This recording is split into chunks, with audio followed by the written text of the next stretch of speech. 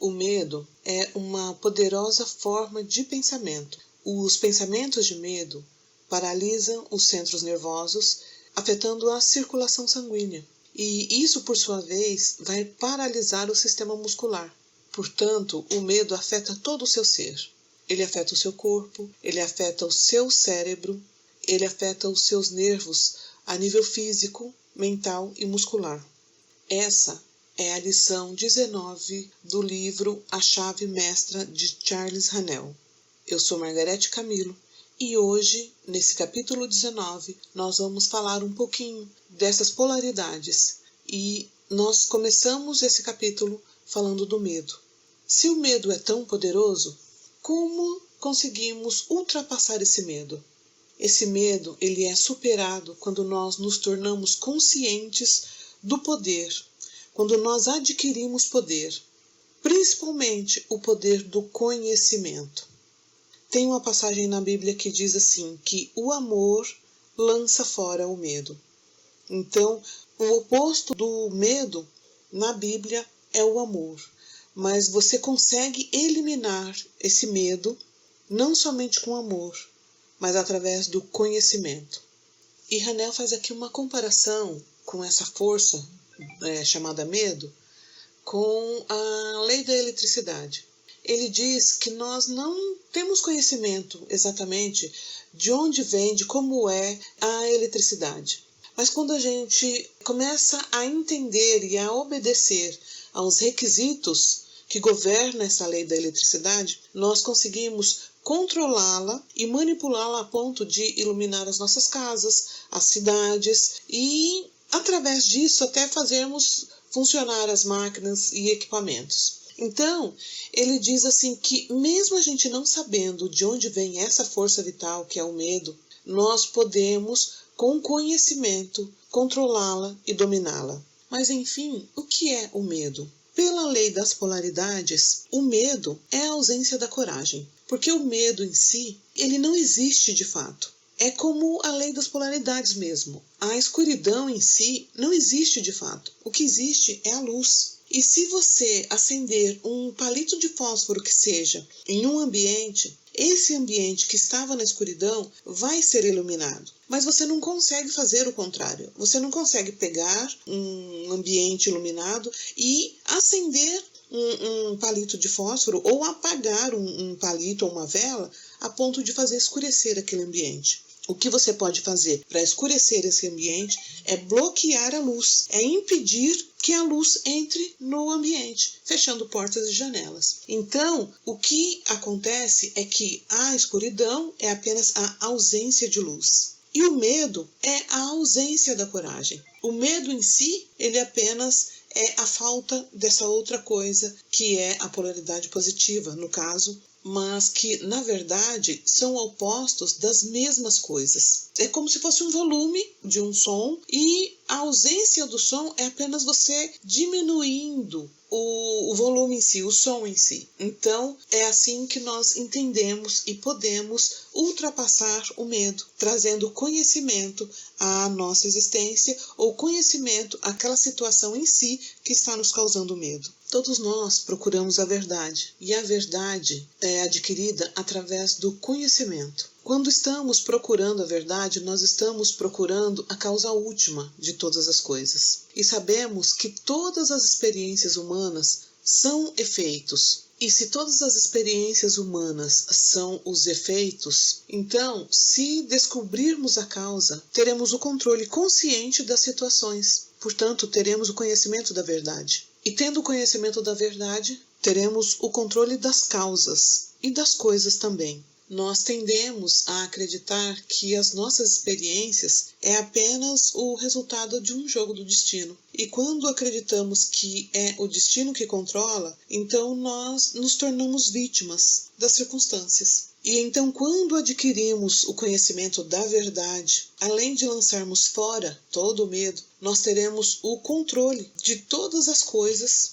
O mundo, ele é identificado por contrastes. E por conveniência, por facilidade, existem nomes para esses contrastes. Então, existe o contraste de tamanhos, contraste de cores, de sombras, existe o polo norte, o polo sul, existe o interior, o exterior, o branco, o preto, o invisível, o visível. Então são contrastes que, por conveniência, a gente dá nomes diferentes. As polaridades, na verdade, são duas partes da mesma quantidade ou da mesma coisa. Os dois extremos, os dois lados, são relativos e não estão separados, mas duas partes do mesmo aspecto. Por exemplo, quando nós falamos do visível e do invisível. O visível, você sabe o que é, você está vendo aquele objeto. O invisível é apenas a ausência daquele objeto, por isso você fala invisível. Poderia não ter nada ali, nunca ter tido objeto nenhum. Então o que seria invisível? O invisível é apenas a ausência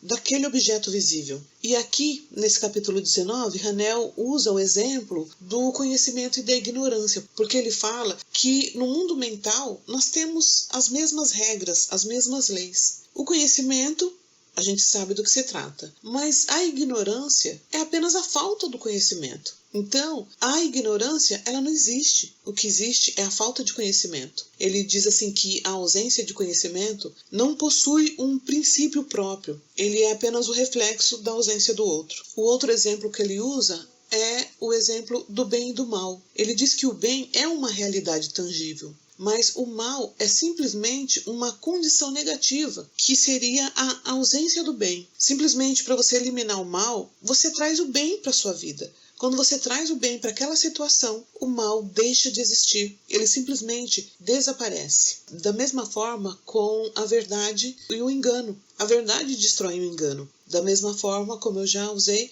a luz e a escuridão. A luz dissipa toda a escuridão. Basta a luz aparecer. Portanto, existe apenas um princípio. O outro polo, o outro lado, é apenas a ausência desse princípio principal. Usando esse mesmo princípio, ele faz uma comparação no mundo espiritual com a mente e a matéria. Aparentemente, a gente pensa que as duas coisas são separadas, a mente e a matéria. Mas, na verdade, a mente é que é eterna. A mente existe eternamente. A matéria é transmutável e tem um tempo para existir. Ela não é permanente. A mente, sim. E ele faz uma relação, ele faz uma explicação assim. Se você pudesse ter a experiência de viver 100 anos em um local, ou voltasse a algum local que você viveu 100 anos depois, você ia perceber que os prédios, os edifícios, os locais, todas as coisas ao redor, as casas, tudo estariam diferentes, estariam mudados. Alguns até já deixariam de existir. E se você pudesse fazer isso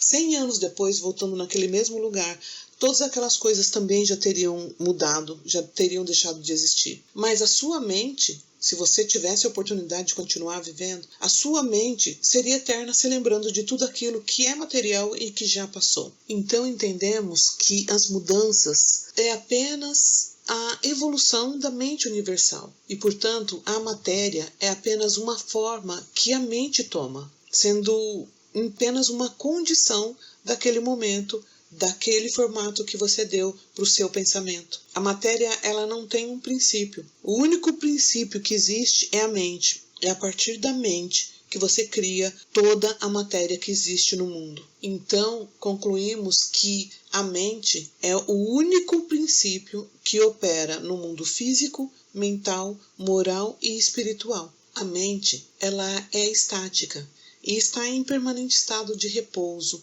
e ela fica assim, só aguardando que você a conceda um combustível para que ela se torne em mente dinâmica. E essa mente dinâmica está constante e eternamente, através dos pensamentos, tomando forma. Ela procura se expressar através das formas. Portanto, você precisa ter consciência de que, se o seu pensamento for bom, ele será um pensamento construtivo. Você terá um perfeito estado de saúde. Você terá um trabalho de acordo com o seu desejo. E o ambiente em que você vive será o melhor possível, porque os seus pensamentos estão criando o mundo ao seu redor. Mas se os seus pensamentos forem ruins, forem pensamentos destrutivos, se você tiver permanentemente ou constantemente, se você tiver mais pensamentos negativos predominantes, no seu dia, na sua existência, então você vai estar constantemente criando nervosismo, preocupação, problemas nas finanças, na saúde. E a sua existência e o seu ambiente ao redor vai ser um ambiente que só expressa a negatividade. E quando você adquirir esse conhecimento, essa consciência de que os seus pensamentos estão constantemente criando, você adquire poder. Poder é o objeto pelo qual todas as pessoas nesse universo lutam para ter. Todos querem ter poder, porque com poder você adquire todas as outras coisas. Todas as coisas representam determinadas formas e graus de poder. Tudo nesse universo é assim. O conhecimento das causas e efeitos das leis que governam o ar, por exemplo, a eletricidade, as combinações químicas, a gravidade. Todo esse conhecimento permite que o homem planeje e execute de maneira confiante e destemida. Essas leis são chamadas de leis naturais, porque são essas leis que governam o mundo físico. Mas nem todo o poder é físico. Nem todo o poder vem do mundo físico. Existe o poder mental. Existe também o poder moral e o poder espiritual. Então, resumindo o que Hanel falou aqui nessa aula, que a nossa mente é quem cria todas as coisas através dos nossos pensamentos. E que com relação às polaridades, positiva e negativa, elas são dois lados de uma mesma coisa, como nós podemos usar isso a nosso favor e criarmos coisas que vão de encontro às nossas expectativas e aos nossos desejos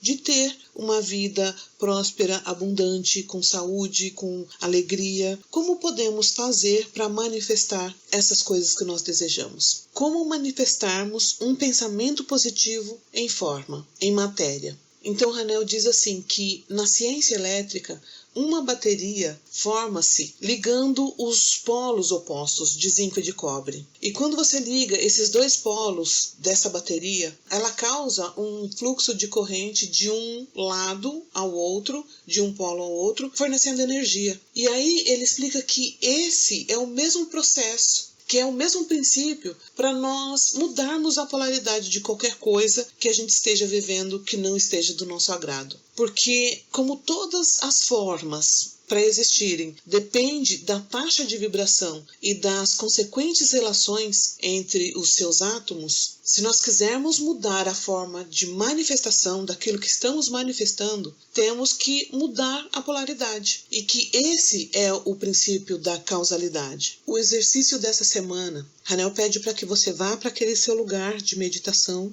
e de concentração, que você se sente e que você se concentre. E ele pede para que você se concentre de tal forma que você perca a consciência de tudo ao seu redor. Concentre os seus pensamentos em algo bom, em algo agradável, que te traz uma sensação boa, e esqueça tudo ao seu redor. E ele diz assim, que se você leva algum tempo comendo para alimentar o seu corpo, para se nutrir, por que você não pode perder um tempo para nutrir a sua mente, para alimentar o seu espírito? Então, ele pede para que você faça essa semana de concentração da melhor forma possível. E agora aqui é uma dica minha. Muitas vezes a gente fica tão envolvida na concentração que a gente para de perceber as pernas, os pés, as mãos. Alguma parte do corpo fica imperceptível, como se você não notasse que ele está ali. Quando você chegar nesse ponto, então você alcançou o ponto certo da meditação e da concentração.